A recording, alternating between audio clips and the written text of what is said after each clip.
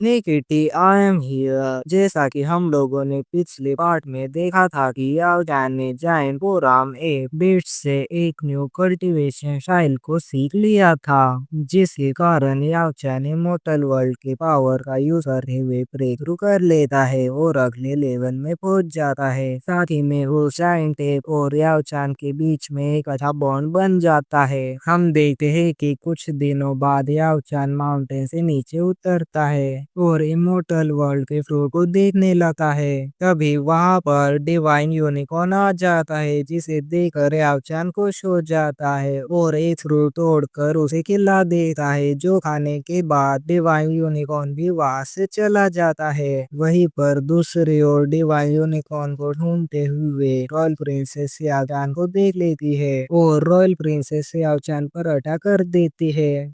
अब आगे सो इस पार्ट की स्टार्टिंग में हमें दिखाया जाता है कि याओचैन रॉयल प्रिंसेस के अटैक से बच जाता है और अपने सामने रॉयल प्रिंसेस को देखकर याओचैन शॉक हो जाता है। तभी रॉयल प्रिंसेस बोलती है कि याओचैन तुम बहुत ही ज्यादा लकी हो, इसलिए तुम उस टीरेक्स मॉन्स्टर से बच गए, लेकिन कब तक तुम अपनी मौत से यूं ही भागते रहोगे। ये बोलकर रॉयल प्रिंसेस याओ चान पर अटैक करने के लिए आगे बढ़ने लगती है। याओ चान भी रॉयल प्रिंसेस के साथ फाइट करने के लिए तैयार हो जाता है और अपने गोल्डन रिंग्स को बाहर निकाल लेता है और रॉयल प्रिंसेस के सौ स्लैश अटैक से बचते हुए रॉयल प्रिंसेस के पीछे चला जाता है और अटैक कर देता है। लेकिन रॉयल प्रिंसेस उस अटैक से बच जाती है और बैम्बू ट्री के ऊपर खड़े होते हुए याओ चान से बोलती है कि याओ चान तुम पहले से ज्यादा ताकतवर हो गए हो। क्या तुम्हें इस ड्रैगन आइलैंड पर कोई हिडन ट्रेजर मिला है जिसका यूज करते हुए तुम मुझे हराना चाहते हो? इतना बोलकर रॉयल प्रिंसेस याओ चान पर अटैक करने के लिए आगे बढ़ने लगती है, लेकिन याओ चैन वहां से भागने लगता है। याओ चैन को ऐसा करता हुआ देखकर रॉयल प्रिंसेस उसका पीछा करती है और याओ चैन पर अपने स्वॉर्ड का यूज करते हुए अटैक करने की कोशिश करती है, लेकिन याओ चैन अपने सामने गोल्डन रिंग शील्ड बना लेता है और रॉयल प्रिंसेस के अटैक से बच जाता है। लेकिन अब याओ चान को बहुत ही ज्यादा गुस्सा आने लगता है, क्योंकि बार बार रॉयल प्रिंसेस याओ चान को इंजर्ड करने के लिए डेडली अटैक कर रही थी। याओ चान गुस्से में अपनी new technique dragon golden body का यूज करते हुए रॉयल प्रिंसेस पर अटैक कर देता है, जिससे रॉयल प्रिंसेस इंजर्ड होकर दूर जाकर गिरती है। लेकिन दूसरे ही पल रॉयल प्रिंसेस फिर से खड़ी हो जाती है और याओ चैन की इतनी ज्यादा बढ़ी हुई पावर्स को देखकर शॉक हो जाती है, जिसके बाद रॉयल प्रिंसेस भी फ्लेम रेनबो शॉट टेक्निक का यूज करते हुए याओ चैन पर अटैक कर देती है। याओ चैन रॉयल प्रिंसेस के इस अटैक से बचने के लिए अपने सामने एक फॉर्मेशन बना लेता है। उस फॉर्मेशन के कारण याओ चैन के चारों ओर एक शील्ड बन जाती है, लेकिन हमें दिखाया जाता है कि रॉयल प्रिंसेस के अटैक के पावर ज्यादा होने के कारण याओ चैन की वो शील्ड डिस्ट्रॉय हो जाती है और याओ चैन दूर जाकर गिरता है। तभी रॉयल प्रिंसेस फिर से इसी टेक्निक का यूज करते हुए याओ चैन पर अटैक करती है। देखने से ऐसा लग रहा था कि आज याओ चैन रॉयल प्रिंसेस के इस अटैक से मारा जाएगा, लेकिन तभी हमें दिखाया जाता है कि रॉयल प्रिंसेस पर कोई एक बड़ा स्टोन फेंक कर अटैक करने की कोशिश करता है, लेकिन रॉयल प्रिंसेस उस स्टोन को अपने एक ही अटैक से बीच से काट देती है। तभी रॉयल प्रिंसेस के सामने फोर आर्म जायंट बीस्ट आ जाता है और वो गुस्से से चिल्लाने लगता है। उस जायंट एप को अपने सामने देख कर रॉयल प्रिंसेस शॉक हो जाती है। उसे देखकर रॉयल प्रिंसेस सोचने लगती है कि ये जायंट एप याओ चान को क्यों बचाना चाहता है, इन दोनों के बीच में क्या बॉन्ड है। जिसके बाद रॉयल प्रिंसेस फिर से याओ चान पर अटैक करने के लिए चली जाती है। वो अपने स्वॉर्ड का यूज करते हुए याओ चान को मारने वाली होती है कि तभी फिर से एक बार जायंट एप रॉयल प्रिंसेस पर अटैक करते हुए याओ चान को बचा लेता है। लेकिन अब जायंट एप के बार बार बीच में आने के कारण रॉयल प्रिंसेस याओचैन पर अटैक नहीं कर पा रहे थे,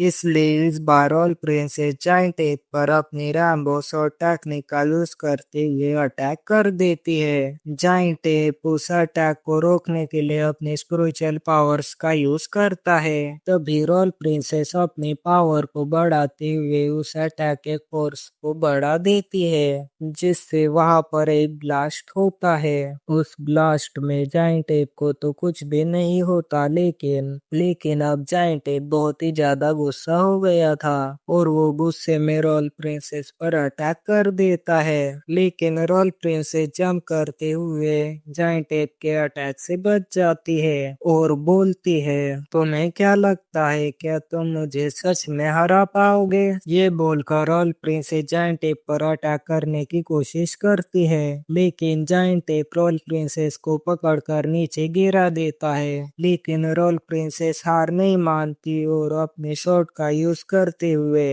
अटैक कर देती है, जिससे जायंट एप की बॉडी पर कट्स लगाने लगती है। ये देखकर याओ चान को जायंट एप की चिंता होने लगती है, लेकिन तभी जायंट एप रॉयल प्रिंसेस को दूर फेंक देता है और उस पर एक खतरनाक अटैक करने के लिए आगे बढ़ने लगता है। जायंट एप को अपने और गुस्से में आता हुआ देखकर रॉयल प्रिंसेस डर जाती है। रॉयल प्रिंसेस को ऐसा लगता है कि वो आज इस जायंट एप के अटैक से मारी जाएगी, लेकिन तभी वहां पर डिवाइन यूनिकॉर्न उड़ते हुए आता है और रॉयल प्रिंसेस को बचाकर वहां से ले जाता है। रॉयल प्रिंसेस को वहां से बचकर भागते हुए देखकर जायंट फोर आर्म एप गुस्से से चिल्लाने लगता है, जिसके बाद सीन चेंज होता है और हमें दिखाया जाता है कि माउंटेन एंड पर जायंट फोर आर्म एप बैठा हुआ था।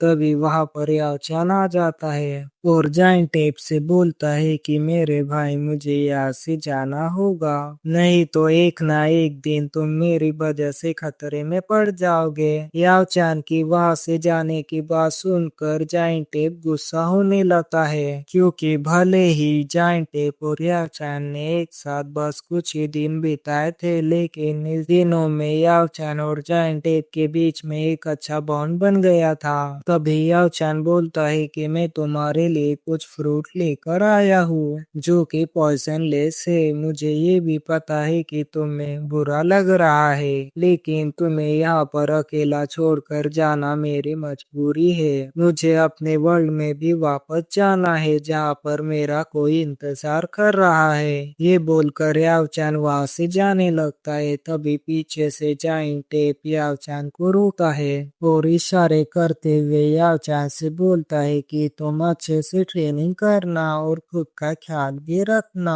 जिसके बाद याओचान जायंट एप को बाय बोलकर वहां से जाने लगता है। जिसके बाद सीन चेंज होता है और अगले सीन में हमें रॉयल प्रिंसेस को दिखाया जाता है, जो कि रिवर लेक के पास में बैठी हुई थी। वो डिवाइन यूनिकॉर्न को उसकी जान बचाने के लिए थैंक्स बोलती है। मैं इस इमोर्टल वर्ल्ड में किसी को भी नहीं जानती हूँ और ना ही मुझे ये पता है कि मैं अपने वर्ल्ड में वापस कैसे जाऊंगी। याओचान तो अपने पावर्स को बढ़ा रहा है और वो पहले से ज्यादा स्ट्रॉन्ग भी हो गया है। उसे पता है कि उसका गोल क्या है और वो है और भी ज्यादा पावरफुल बनना, लेकिन मुझे पता नहीं है कि मेरा गोल क्या है और क्या होना चाहिए। क्या मैं इस इमोर्टल वर्ल्ड में बस एक वेस्ट की तरह हूँ जिसे ये भी पता नहीं कि आगे क्या करना है। रॉयल प्रिंसेस को उदास देखकर डिवाइन यूनिकॉर्न रॉयल प्रिंसेस की ओर जाने लगता है। रॉयल प्रिंसेस भी मून को देखते हुए डिवाइन यूनिकॉर्न की ओर जाती है और प्यार से उसके हॉर्न को टच करती है। तभी अचानक से डिवाइन यूनिकॉर्न और रॉयल प्रिंसेस के बीच में एक कॉन्ट्रैक्ट बन जाता है, जिसके कारण डिवाइन यूनिकॉर्न इवॉल्व हो जाता है।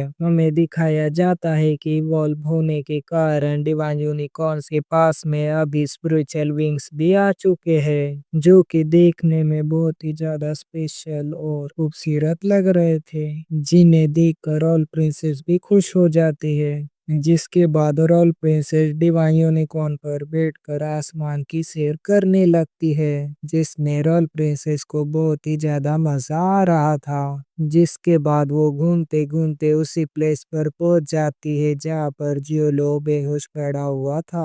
रॉयल प्रिंसेस जूलो की बॉडी को चेक करने के लिए आगे बढ़ने लगती है, तभी जूलो को होश आ जाता है और वो अपने सामने रॉयल प्रिंसेस को देखता है।